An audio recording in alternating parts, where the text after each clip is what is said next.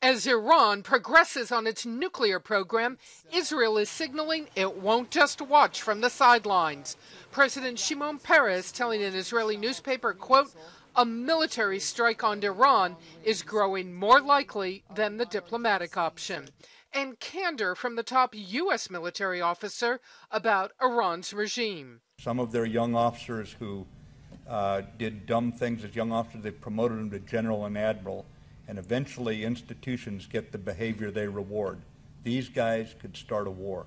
The U.S. is watching to see if Iran or Israel is making any unusual military moves against each other. So far, they are not. But the U.S. believes Israel is considering whether and at what point to attack Iran's nuclear facilities.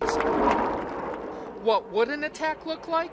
Within minutes of takeoff, Israeli warplanes would enter Arab airspace, quickly flying over Jordan and then possibly into Saudi Arabia and Iraq, staying at low altitude to avoid detection.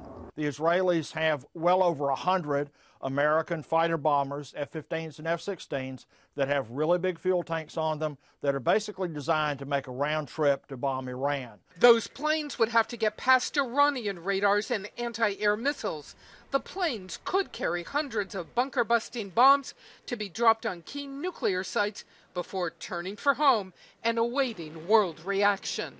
On the way out, I don't think that the Saudis would do anything other than applaud. The U.S. continues to press for sanctions against Iran, but for Defense Secretary Leon Panetta, who recently visited Israel, Iran's nuclear program is now a front and center topic of worry between both countries.